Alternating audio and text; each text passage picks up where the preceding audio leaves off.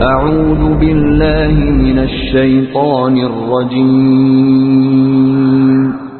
بسم الله الرحمن الرحیم. به نام خداوند بخشنده مهربان. واللیل اذا یغشی. سوگند به شب هنگامی که همه چیز را بپوشاند.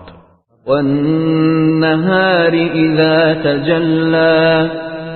و سوگند به روز هنگامی که آشکار شود. وما خلق الذکر والانثى. و سوگند به آنکه نر و ماده را آفرید.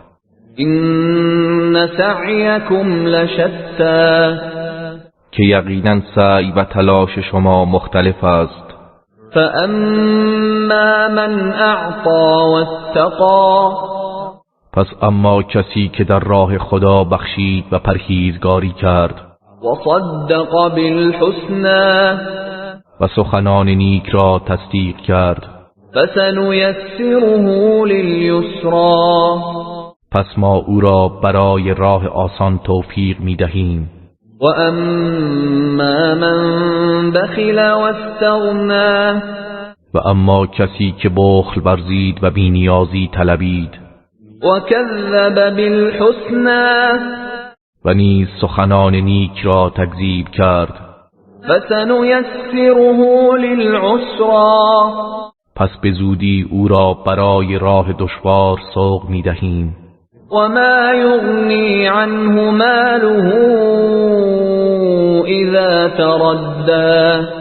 و هنگامی که سرازیر جهنم شود مالش به حال او سودی نخواهد داشت. این علینا للهدى. مسلما هدایت و راهنمایی کردن بر عهده ماست. و این لنا للآخرة والأولى. و محققا آخرت و دنیا از آن ماست. فأنذرتكم نارا تلظى. پس من شما را از آتشی شعله ور بیم دادم. لا يصلاها الا الاشقى. به آن آتش کسی جز بدبخت ترین مردم در نیفتد. الذي كذب وتولى. همان کسی که آیات ما را تکذیب کرد. وسيجنبها الاتقى. و به زودی پرهیزکارترین مردم از آن دور داشته می شود. الذي يؤتي ماله يتزكى.